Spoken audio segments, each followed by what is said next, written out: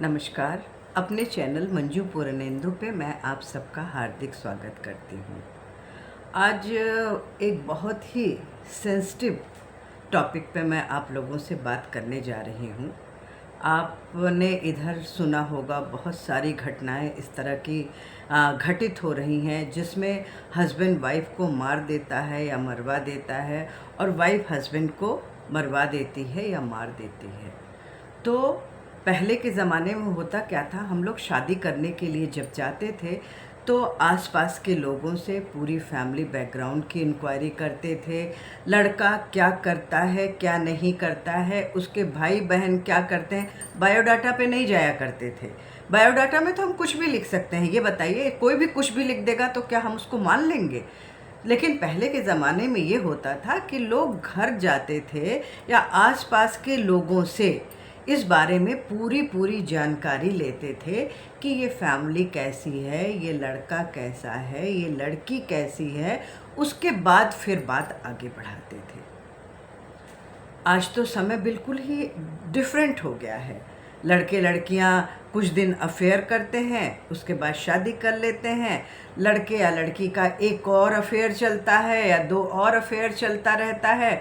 अब वो फाइनल नहीं कर पाते हैं कि हमें किसके साथ ज़िंदगी बितानी है और सबको मझधार में लटकाए रहते हैं। तो अब सबसे पहला काम जो आपको करना होगा, सबसे पहले आप लड़के के माता पिता हों या लड़की के माता पिता हों, पूरी फैमिली बैकग्राउंड को बहुत अच्छी तरह से पता करिए। और ये सबसे अच्छा सोर्स होता है पता करने का, उनका फ्रेंड सर्कल, उनके पड़ोसी, उनका ऑफिस, और वो जहाँ भी उठते बैठते हैं अननोइंगली आप वहाँ जाइए और उनसे बात करिए और उनके बारे में जानकारी इकट्ठा करिए, क्योंकि ये आपका हक है। दूसरी बात, पहले क्या करते थे हम लोग, जन्म कुंडली मिलाया, 36 गुण तो किसी का मिलता नहीं था। देखिए 20 गुण 25 गुण भी मिल गया तो वाह वाह वाह, बहुत ही बढ़िया है, ये शादी तो पूरी तरह से सक्सेसफुल रहेगी, ऐसा ही सोचा जाता था ना। पर वो ज़माना देखिए अब बदल गया है। अब आपको जन्म पत्री मिलाने की बिल्कुल भी ज़रूरत नहीं है, बल्कि आपको लड़के और लड़की का मेडिकल रिपोर्ट देखना पड़ेगा। क्योंकि आजकल लड़का हो या लड़की, दोनों में बहुत सारी बीमारियां बड़ी कॉमन हो गई है, जैसे डायबिटीज़ हुआ, हाइपरटेंशन हुआ, और फर्टिलिटी रेट भी बहुत कम हो गई है।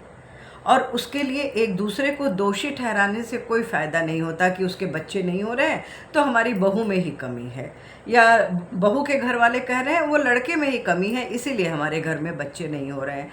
ऐसा बिल्कुल भी मत करिए। शादी से पहले अगर आप मेडिकल रिपोर्ट बहू की भी और बेटे की भी एक दूसरे से एक्सचेंज कर लेते हैं तो मेरे ख्याल से लाइफ बहुत इजी हो जाती है। दूसरे, जब भी आप शादी करने जाते हैं तो जो फैमिली होगा ना, उसका भी स्टेटस सेम रखने की कोशिश करिए।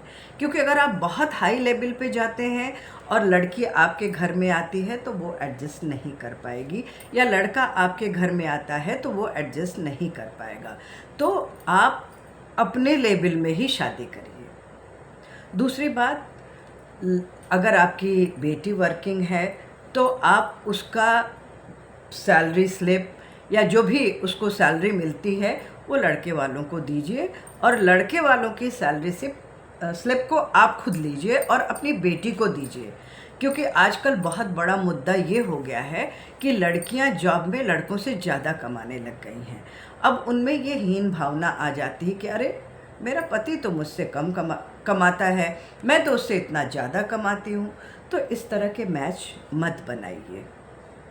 मैं बताऊं कि आजकल इतना ज़्यादा ये सब कुछ होने लगा है। मेरी एक फ्रेंड थी, अब नहीं है।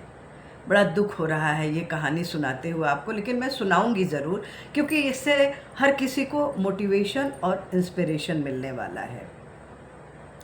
उनका एक बेटा और एक बेटी थे। बड़े धूमधाम से उन्होंने अपने बेटे की शादी की, जो भी कर सकते थे, बहुत ही शान के साथ शादी किया। और लड़का बहुत अच्छा पढ़ा लिखा था, इंजीनियर था, बहुत अच्छे कॉलेज का पढ़ा हुआ था। तो भाई लड़की वाले भी अच्छी फैमिली के थे, नो डाउट, पर लड़की का किसी से अफेयर चल रहा था। उसने ना अपनी फैमिली को बताया और ना लड़के वालों को बताया। हो सकता है अपनी फैमिली को बताया हो, पर कभी कभी ये होता है कि पेरेंट्स उनको एक्सप्लॉइट करने लगते हैं कि अगर तुमने ये शादी नहीं किया तो मैं सुसाइड कर लूँगा, या मैं ऐसा कर लूँगा, मैं वैसा कर लूँगा। ये बहुत बहुत गलत बात है। इससे आप अपनी लड़की की ही ज़िंदगी नहीं ख़राब कर रहे हैं, दो परिवारों में इतना क्लेश पैदा कर रहे हैं, इतना नफ़रत पैदा कर रहे हैं, जो रिश्ता कभी जोड़ नहीं सकता, उसको भी जोड़ने की कोशिश कर रहे हैं। तो हुआ क्या कि लड़का बहुत जीनियस था, उसको यूएस जाने का ऑफ़र मिला, वो जाने के लिए तैयार हो गया। उसने अपनी वाइफ से कहा कि भाई पैकिंग कर लो, हम लोग यूएस चलेंगे। पर उसके पहले एक मैं बहुत क्लियर चीज़ बता दूं, ज़्यादा टाइम नहीं हुआ था, थोड़ा ही टाइम हुआ था, पर इन लोगों में कोई रिलेशन नहीं हो पाया था। जब भी कुछ ऐसा होने को होता था, लड़की कुछ न कुछ बहाना मार के हट जाती थी। लड़का भी भोला भाला सीधा साधा था। उसने सोचा कि हो सकता है थक गई हो या नए घर में आई है, एडजस्ट नहीं हो पा रही हो, कुछ न कुछ इसके साथ प्रॉब्लम है। पर उसने अपने पेरेंट्स को ये चीज़ नहीं बताई। अब क्या हुआ कि ये लोग जो है, पूरी लड़की ने जाने से पहले कहा कि मुझे थोड़ा सा टाइम दीजिए, मैं जाके अपनी तैयारी कर लूँ और कुछ 2-3 दिन अपने पेरेंट्स के साथ भी बिता लूँ, क्योंकि फिर तो मैं आपके साथ चली जाऊँगी। तो लड़के ने ठीक है, मुझे कोई दिक्कत नहीं है, तुम जाओ। लड़की चली गई। उसी रात लड़का सारी पैकिंग करने के बाद किचन में अपने लिए खाना बना रहा था। डोरबेल बजी, उसने दरवाज़ा खोला और 2-3 लोग आए, बहुत ही शार्प नाइफ़ के साथ उसका गला रेत दिया, उसकी बॉडी को वहीं किचन में छोड़ा और ये लोग भाग गए। सुबह जब काम वाली आई तो उसने बेल बजाया तो दरवाज़ा ही नहीं खुला, तो उसने शोर मचाना शुरू किया। और फिर तो आगे का प्रोसेस मैं नहीं बताऊंगी, आप सब लोग बहुत अच्छी तरह से इस चीज़ को समझ सकते हैं कि फिर पुलिस आई, क्या क्या हुआ, ये सब अंडरस्टूड है। पर बाद में पेरेंट्स को पता चला कि उसका इस तरह से अफेयर था जो पेरेंट्स ने छुपाया और शादी कर दिया, जिसकी वजह से इन दोनों में रिलेशन भी नहीं हो पाया और वो उस लड़के के साथ मिल के उसने इनका मर्डर करवा दिया। अब माँ को इतना बुरी तरह से शॉक लगा कि 1 साल के अंदर मदर की भी डेथ हो गई। फादर अभी ज़िंदा हैं, पर आप इमेजिन कर सकते हैं कि किस तरह से ज़िंदा हैं। मैं इस बारे में भी अब नहीं बताऊंगी आपको, क्योंकि मैं आप लोगों को दुखी नहीं करना चाहती। मैं तो एक एग्जाम्पल बता रही थी जो मेरे ही फ्रेंड सर्किल में घटित हुआ था। इसके अलावा एक बहुत बड़ा डिस्प्यूट होता है, मैंने जैसा कहा था, सैलरी का। हमेशा कोशिश करिए कि या तो दोनों का लेवल बराबर हो, नहीं लड़की की सैलरी थोड़ी कम हो तो भी चलेगा। दूसरे, अपनी बेटी को ये शुरू से समझाइए कि अगर जॉब छोड़ने की ज़रूरत होगी तो तुम्हें कॉम्प्रोमाइज़ करना पड़ेगा, क्योंकि अगर बच्चे होते हैं तो माँ उसकी परवरिश करती है, ना कि पिता करता है। अगर वो इसके लिए नहीं तैयार है तो शादी मत करिए, क्योंकि बाद में घर में कलेश हो, इससे तो अच्छा है ना कि शादी ना की जाए। आप मेरी बात समझ रहे हैं ना?